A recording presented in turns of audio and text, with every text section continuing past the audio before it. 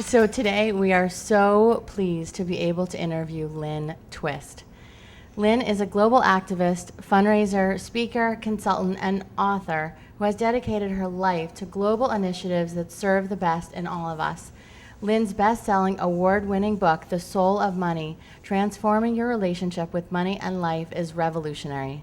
Lynne founded the Soul of Money Institute to express her commitment to supporting and empowering people in finding peace and sufficiency in their relationship with money and the money culture.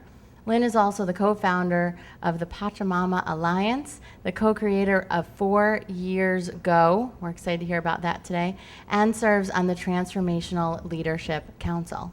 Welcome, Lynne. Thank you. I'm honored to be here. Oh, thank you. I'm like, this is really just an amazing moment for our show and for all of us to be able to experience you personally. So thank you for taking the time. My to do this. absolute pleasure.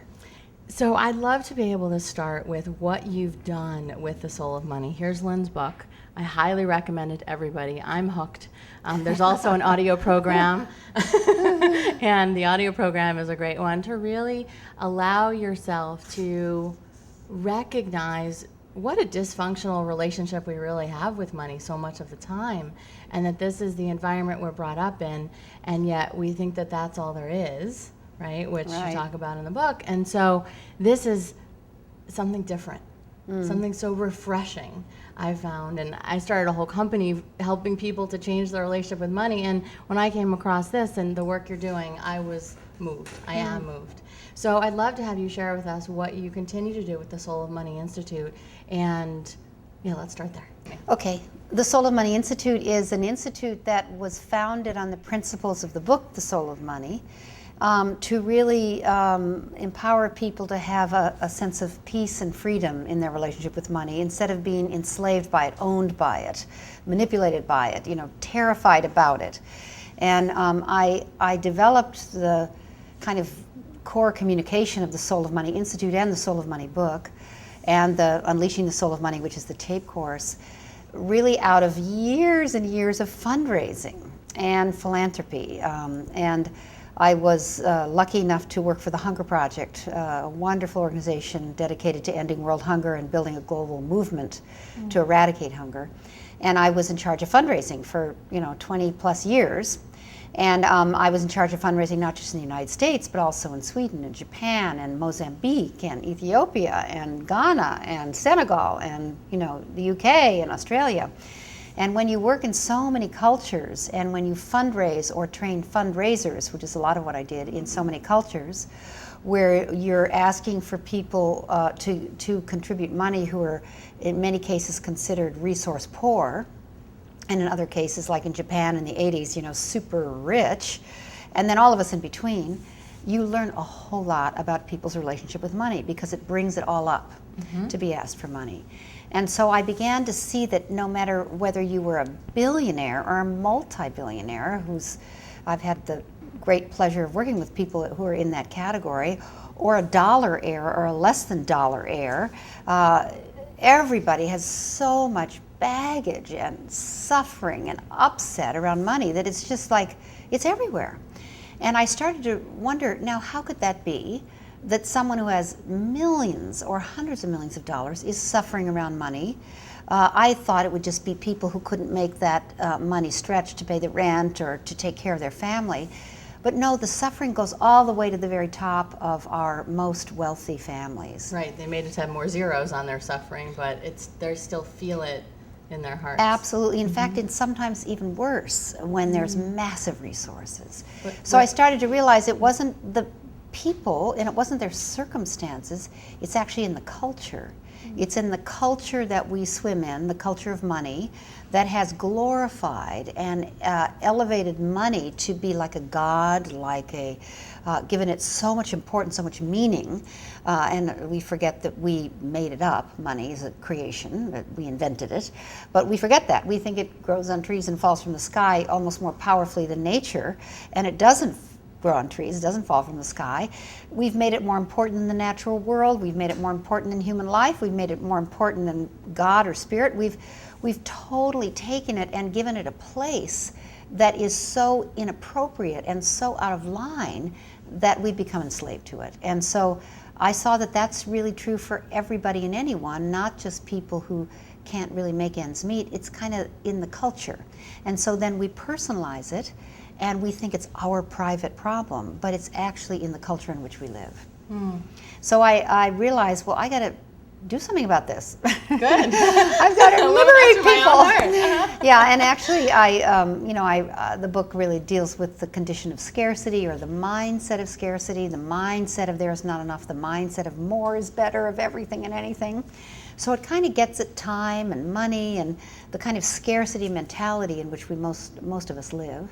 And it reveals that if you release that for a moment, even just for a moment, you recognize the sufficiency of life, the fullness of life, that you're met by the universe over and over again, and that we live in a sea of real radical sufficiency, not abundance, which is quite different, but sufficiency, enough.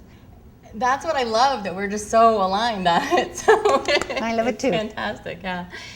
Now, you mentioned an interesting point in all of that too, that even as people get more and more money, that they're not necessarily less worried about it or less stressed, but in effect more.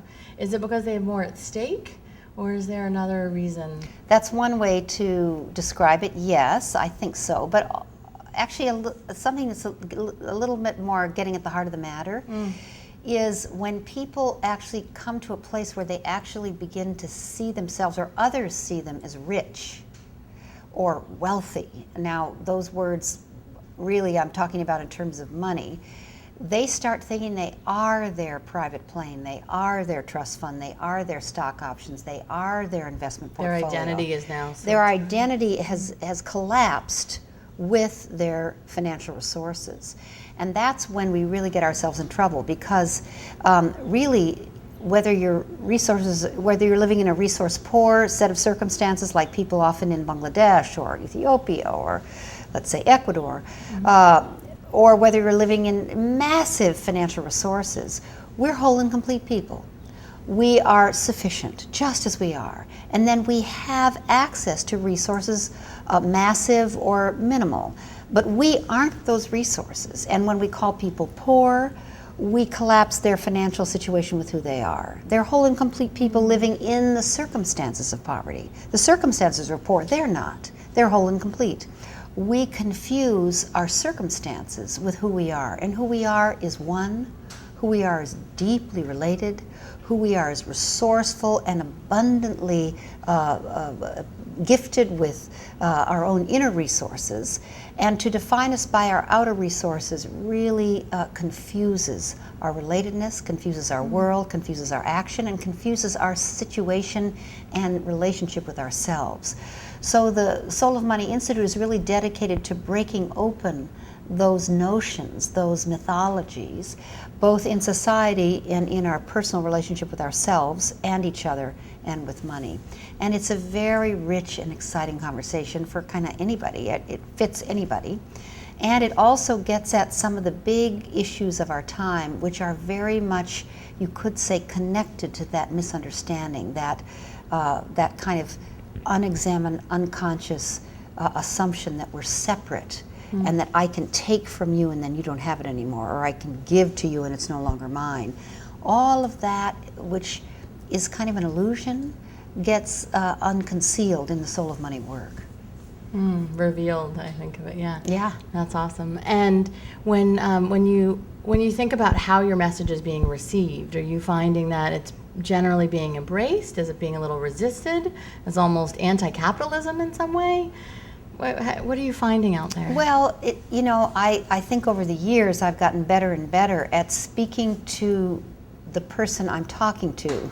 I know that sounds weird, but meeting them where they are instead of trying to meet them where they're not and move them. And that comes from an ethic that is in all the great teachings called respect. And the word respect comes from spectate or re-see or re-look. And if you look at people from a paradigm that separates you from them, that makes them better or worse, or you need to transform them because there's something wrong with them, and you talk to them that way, they can't hear you. They just can't.